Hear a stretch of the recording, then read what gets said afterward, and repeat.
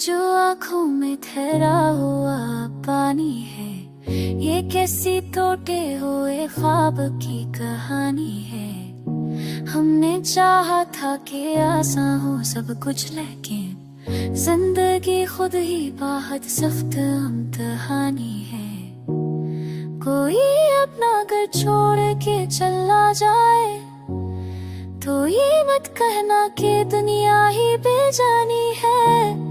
हमने सीखा है अंधेरों में भी चलना, हर चिरागों की रोशनी आसमानी है।